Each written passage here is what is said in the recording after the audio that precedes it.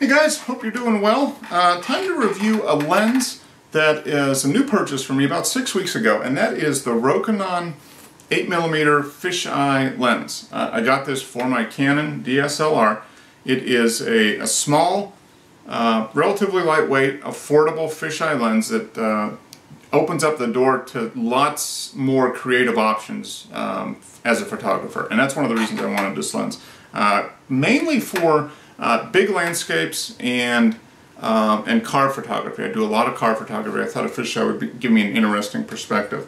Now this lens is on the market in a number of different names. Rokinon, Bauer, Samyang, and a couple others, but they're all essentially the same lens, and they run around $250. So they're very affordable. Here's the box for mine, the Rokinon 8mm f3.5 aspherical fisheye lens, high definition. It is relatively lightweight. It weighs less than a pound. It's got an 8mm focal length, so on the crop sensor camera, it comes out being just about 12 millimeters on the EOS crop sensor.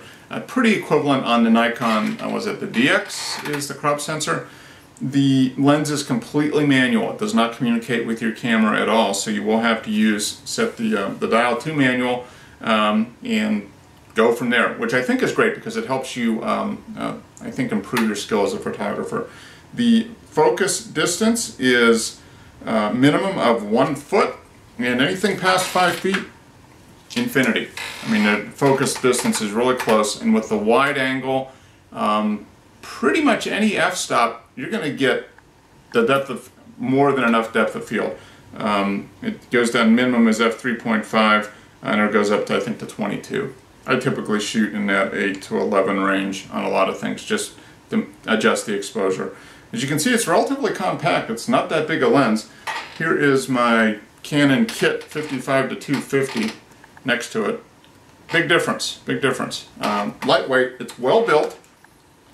I haven't had any issues with it. Comes with the lens hood, or lens cover. There's the lens. You can see it's definitely a fisheye. Big bulging eye coming out of that lens there. And it's pretty much a full 180-degree field of view, so you can get some really interesting perspective. I've used it for some automobile photography, for just some general landscape, garden photography.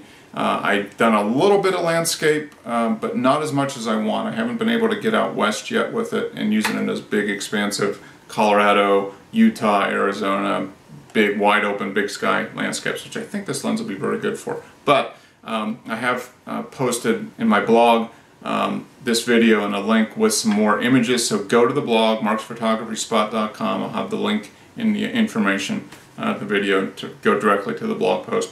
And take a look at some of the sample images. I've got a couple of really cool car photos by using this lens, and a couple, I think I'll post one on there, a neat landscape, kind of a farm landscape with some broken down equipment in it that I did HDR, and it came out pretty good. And a lot of people say you really can't tell it was shot with a fisheye, but other than it's just an expansive field of view.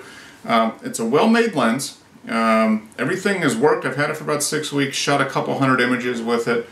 Everything has worked as expected. The one thing to be aware of is, even with the built-in lens hood, just because of the way the lens is, chromatic aberration in the fringes, especially when you're shooting into light, into the sunlight or off to the side, you do need to be aware of that. You will get some purple. I've been getting some purple on some of those images where the sun is kind of shining in there. I've been able to get rid of almost all of it in Lightroom using correction tools, and when they use Photoshop or whatever, you should be able to get rid of it. But be aware as you're shooting into the light, it's pretty resistant to flare, but in a brightly lit scenes with up against a white sky, or cloudless cloud sky, that type of thing that are fairly brightly lit, you're going to get chromatic aberration, so you just need to be aware of it. It's something minor, and for $250, I'm not complaining, that's for sure. Like I said, the lenses, it's going to be somewhere $240 to $260, very affordable lens. I enjoy it. I think it's a great tool to kind of push your creativity in some different areas.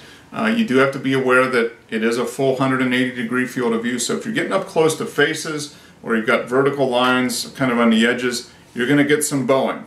and you do need to be aware of that. You'll learn as you use the lens. That's the best way to do it. I'll post a couple images on the blog that'll kind of give you an idea how lines can be distorted a little bit with the lens. But for creative photography, abstract shots, up close, wide angle shots of small details, like I said, I've used it on cars, some garden shots of flowers and that type of thing. It works great.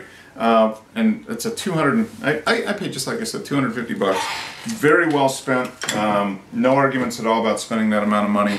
I think bottom line on a fisheye lens is, especially for crop sensor cameras, I don't know if Canon or Nikon make one that fits a crop sensor camera. You can get one for full frame cameras that run $700 to $1,000. So for 250 bucks, a crop sensor camera, that's what this lens will work on.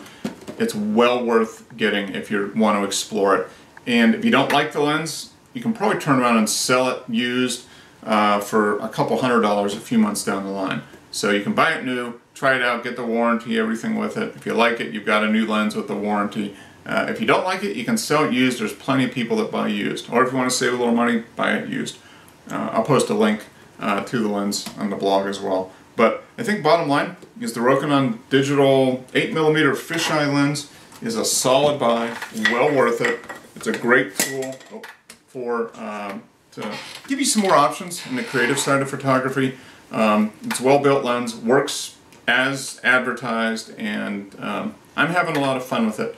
If any of you guys have had this lens or used it, I'd be interested in your comments. Just post them in the video or on the blog. And share some images in the Mark's Photography Spot Flickr group with the fisheye lens. I'd love to see it. So there you go. I can highly recommend it. It's a $250 well spent, well worth getting if you want to try it. And you can't really go wrong. It gives you some creative outlets for you. I like it, and you probably will too. So there you go. Take care, guys. Hope this was informative, and look forward to your comments as always. All right, take care. Happy shooting.